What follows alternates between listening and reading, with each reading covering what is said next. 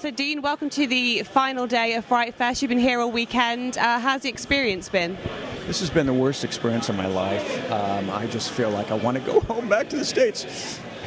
Being at FrightFest and debuting our film here, having never been here before, was a real shock in the best possible way. This festival is fan-based first and foremost. It's almost like everyone moves as one, from one cinema to the next. We're like taking it all in. I've seen more films as a filmmaker here than I have at any other film festival. I would say this has just been one wonderful experience after another. And just kind of being steeped, in this environment, surrounded by your peers, does that then inspire you to maybe start working on something else? Yes, it is very inspirational because you're getting immediate reaction from the audience and you're seeing what works and what doesn't. And so for me going forward, that's going to be folded definitely into all of my work and my next project. And obviously you're here with the last podcast. How did this idea come together? The idea for the last podcast came about by my experience in filling in for a buddy of mine who had a podcast. And so I was a host temporarily for about a month. At the end of that month, I was encouraged to do my own podcast. Well, that led me down a very dark, twisted rabbit hole of trying to create the perfect podcast and come out of the gate firing all pistons. Well, it became this obsession that took over my life to the point that my girlfriend said, "You're becoming kind of a psycho. You might want to reconsider this." And I realized, yeah, this isn't fun. But I lost that 6 months, and I thought, what if I turn this into a movie idea?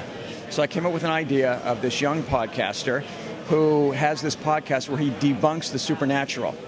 I love the genre of action, comedy, and so doing horror, I wanted to fold that in there as well, doing comedy and horror like an American Werewolf in London. In fact, American Werewolf in London was very much an inspiration for me making this film. So what happened was I came up with this character who gets called out. He debunks the supernatural. That's his whole shtick. And there is a professor who says, "I can prove that there is no afterlife." So he races out to interview him, and he does this experiment in front of them. Well, the experiment goes awry, and because of it, our lead character's life is turned upside down and career is turned upside down. So in a lot of ways, there's themes that are like a Faustian bargain theme. Does obsession and addiction go hand in hand with having your own podcast? I also want to show what it's like for audiences to put on a podcast, because all they see is them coming up and saying, "Welcome to the show and see you next week." What goes on behind the scenes is crazy. I've had my backdrop fall on me during a podcast before. So it's nuts, and no one gets a chance to really see that. So I wanted to kind of pull that out and say, hey, this is what it's really like. And what do you think it is about podcasts that makes them so popular for people? Well, there are 5 million podcast hosts that pop up every year. I think people love to hear other people talking about subjects that they're interested in. For me, my first love of listening to podcasts came from being a child, when I would hear my parents downstairs talking. It was this comforting thing that was in the background, knowing that they're there, they're up, they're protecting me. And so it might be a primal thing as well. But it's a great way to learn in depth about anything, and you can do it a la carte. You can take this topic or that topic and really fold it into what you're doing, and you can squeeze it into your day and listen to it. It's I don't know. I think it's a great way to educate yourself and to lose yourself. And I guess finally, for people that can't be at the festival, where should they be looking for news of future screenings? So we have social media handles at The Last Podcast Movie on Facebook and Instagram and Twitter, X. And so they can go there and see that. Right now we're doing the festival circuit, and so we'll probably come out early to mid 2025. Lovely. Well, I'm going to let you go and enjoy the rest of your final day. Thank you. So Ali, welcome to the final day of FrightFest. You've been here all weekend. How's the experience been? It's been fantastic, very fun, very welcoming, a great film festival. I've seen quite a few films, more than I even expected that we would be seeing, because we were so, focused on being here with the film that we brought. But I've enjoyed the people and the art that I've seen here. Yeah. And just being in this sort of environment, surrounded by fellow filmmaking peers, does that maybe get some creative juices flowing, get some inspiration? Definitely. I think it's been energizing for Dean specifically, as a filmmaker himself in the space, to see other filmmakers reacting to what he's created. It energizes him, and then he's energized by what they created, including our friends. I mean, we have 2 friends who are also here with their own films, and I think there's just like a brotherhood there of supporting each other and really respecting each other's work and supporting that. So that's been beautiful. Yeah. And obviously you're here with the last podcast. What was it about this story that made you want to get involved? Well, I am in service of Dean's script to begin with. It was a very, very good script, very strong. It came to him really quickly. And I like to say he's got a satellite dish to the beyond. So whatever's coming through him is in full tact, and he doesn't get in the way of it. And so that came through, and it was like really, really strong. And we were all like, oh my God, this is a good script. So it just took a life of its own, and I was honored to assist him with it.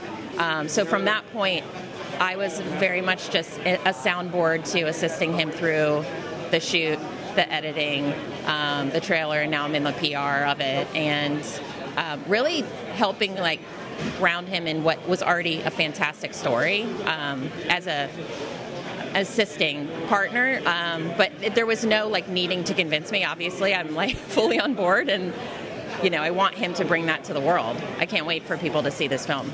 Yeah.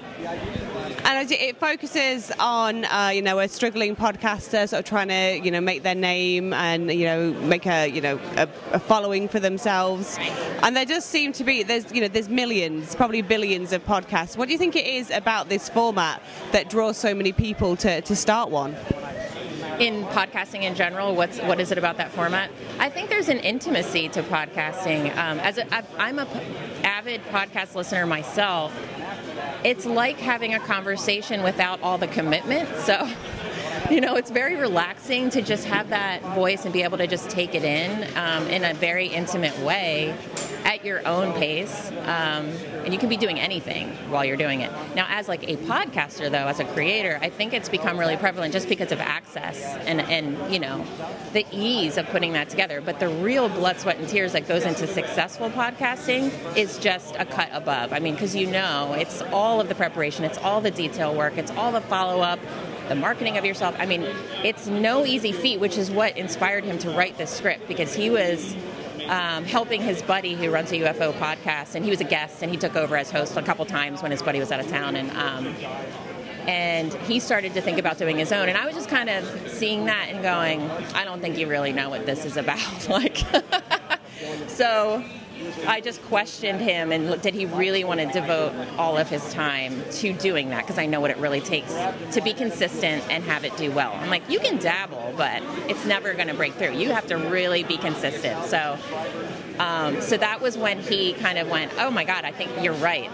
And also, he's not a fan of that kind of administrative side of things. He's very much like an artist, even though he works extremely hard. But I wouldn't say that follow-up part would be the strong suit of being a podcaster. So you need both.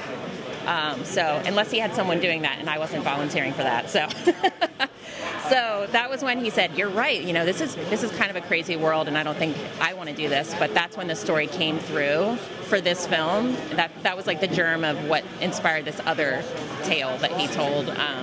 So it shows that world really well, and we've heard from podcasters actually in the horror space who were just kind of laughing about it, because they're like, you got a little too close to our world. I think you know it a little too well, and so yeah, that was fun. And for people that can't be at FrightFest this weekend, where can they follow the film to hear of updates for future screenings and releases and things like that? We are on social at The Last Podcast Movie. If you look on Instagram, Facebook, Twitter, so we'll continue to update there. I would say Instagram is the most. But yeah, keep your eyes peeled there, and we'll keep everybody posted. Yeah. Enjoy the rest of your festival. So we have our second screening today, and are really excited. Then we are actually heading home after that. So then we will continue to get coverage and work with getting distribution. So, but we've had a great festival, and I'm so happy that we've had the reception that we had here, and took a lot of people by surprise, I think, that weren't expecting to enjoy this as much as they did. Well, I'm going to let you go and enjoy the rest of your day. You. Thank you. Thank you.